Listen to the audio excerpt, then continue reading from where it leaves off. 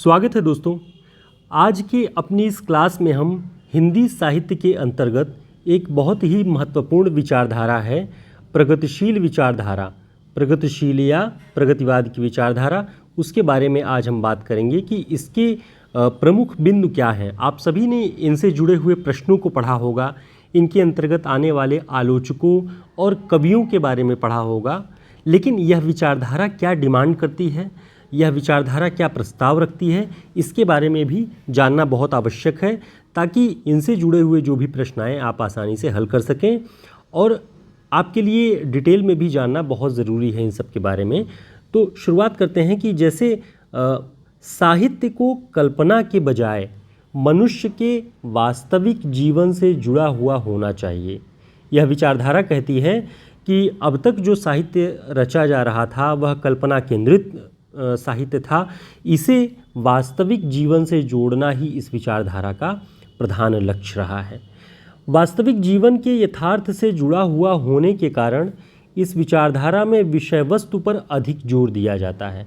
अब देखिए, जब भी कोई साहित्य मनुष्य के वास्तविक जीवन से, रियलिटी में जो उसका जीवन है उससे जुड़ा हुआ होगा, तो कहीं ना कहीं जब भी कोई कविता या कहानी रची जाएगी तो वो उसका कंटेंट क्या है, विषय वस्तु क्या है, इस पर ज़्यादा निर्भर करेगी कि जनता के जीवन में कौन से संघर्ष हैं, उसके जीवन की दशा कैसी है, कौन सी कठिनाइयों से कोई समाज गुजर रहा है।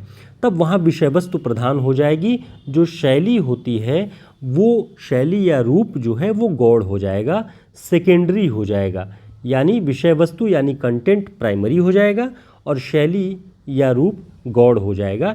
ये विचारधारा कहती है, ठीक है, क्योंकि इनका कहना है कि विषय या शैली या जो रूप है ये कलात्मकता की ओर लेके जाती है साहित्य को, कला पक्ष पर ज़्यादा जोर देती है। और जहाँ भी आप देखेंगे कि जहाँ भी कलाएँ ज़्यादा दिखने लगेंगी वहाँ विचार लुप्त हो जाते हैं।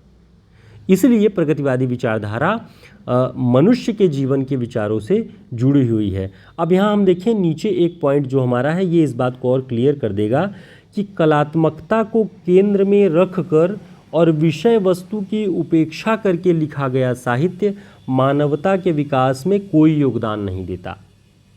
ये बात आपको स्पष्ट हो जाएगी कि जब भी कलात्मकता को केंद्र में रख के कोई साहित्य लिखा जाएगा और विषय वस्तु की यानी जीवन की घटनाओं की, जीवन का जो यथार्थ है, रियलिटी है, उसकी उपेक्षा कर दी जाएगी, तो ऐसा साहित्य मानवता के विकास में कोई योगदान नहीं देगा। ये प्रगतिवादी विचारधारा कहती है।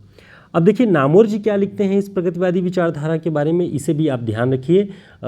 उनकी पुस्तक है आधुनिक साहित्य की प्रवृत्तियाँ, आप सभी जानते होंगे। वहाँ से ये पंक्ति बहुत ही रोचक पंक्ति है जहाँ से आप और स्पष्ट रूप से समझ पाएंगे कि ये विचारधारा क्या मान्यता रखती है। तो प्रगतिवादी मान्यता यह है कि मन भर कल्पना से, मन माने बहुत वजनदार कल्पना से, बहुत ज़्यादा कल्पनाओं के बजाय छटाक भर वास्तविकता यानी यथार्थ अधिक समर्थ और मूल्यवान है। यानी मन भर कल्पना रखने के बजाय आप किसी रचना में छटाक भर वास्तविकता, रियलिटी रख दें, वो कुछ ज़्यादा ही समर्थवान और मूल्यवान है। इसके लिए रचनाकार को अपने समय की वास्तविकताओं में सक्रिय भागीदारी निभानी पड़ती है।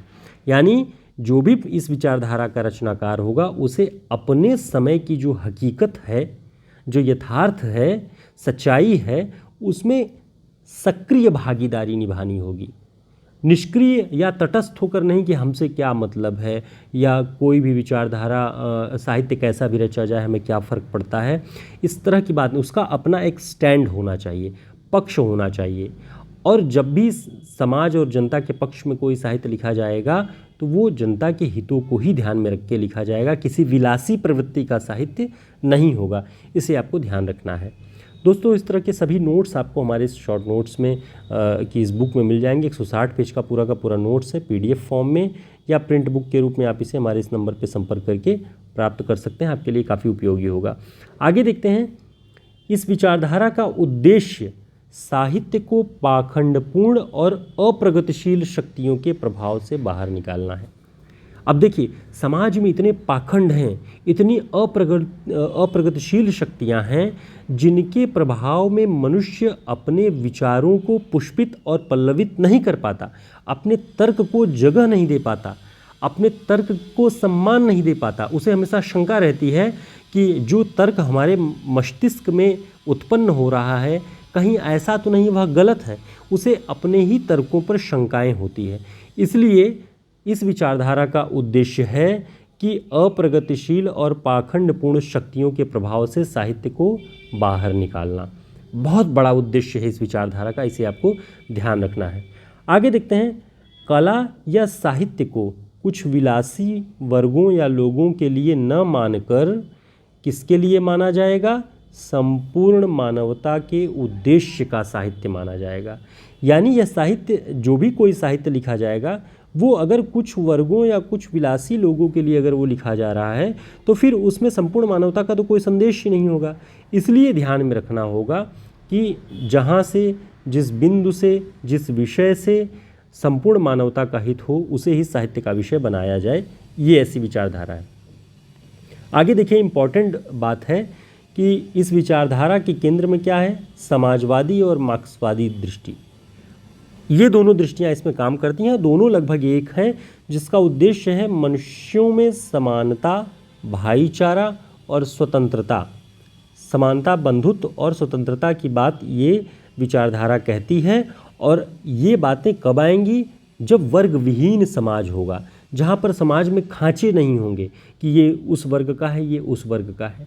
सभी मिल करके संगठित रूप में जब कार्य करेंगे, एक दूसरे को सम्मान देंगे, भाईचारे का भाव होगा, स्वतंत्रता की भावना होगी और सब एक दूसरे की दृष्टि में समान होंगे, तब जाकर के इस विचारधारा का उद्देश्य पूरा होता है। और ये समाजवादी और मार्क्सवादी दृष्टि यहाँ पर काम करती है।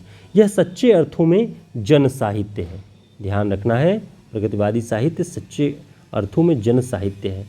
जीवन तथा समाज से कटा हुआ साहित्य प्रगतिशील साहित्य नहीं हो सकता। प्रोग्रेसिव लिटरेचर क्या हो सकता है? जो जीवन और समाज से कट गया और केवल कलाओं की बात करे, केवल सौंदर्य की बात करे, कलाओं में सौंदर्य की ही उपमाएं दे, तो ऐसा साहित्य प्रगतिशील साहित्य कदापि नहीं हो सकता।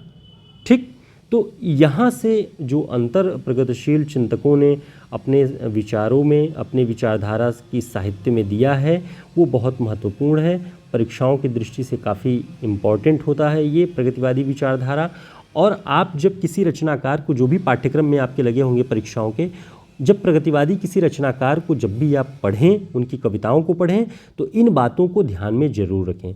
साथ साथ आप नोट्स कुछ पॉइंट के बनाते चलें, या हमारे शॉर्ट नोट्स के माध्यम से आप इन्हें अपना एक जगह कलेक्शन रख सकते हैं, जिससे आपको रिवीजन में आसानी हो। फिर मिलेंगे एक नई क्लास में एक नए विषय के साथ। तब तक के लिए नमस्कार दोस्तों। और प्रगतिवाद पर एक हमारी पुरानी जो क्लास हमने आपको पढ़ाया हुआ है, कौन कौन से आलोचक हैं, कौन कौन से रचनाकार हैं, उसका लिंक डिस्क्रिप्शन बॉक्स में आपको मिल जाएगा। वहाँ जा कर के आप उस क्लास को भी देख सकते हैं, जो कि स्पेशली जो है प्रगतिवादी साहित्य पर बनाया गया है। नमस्कार।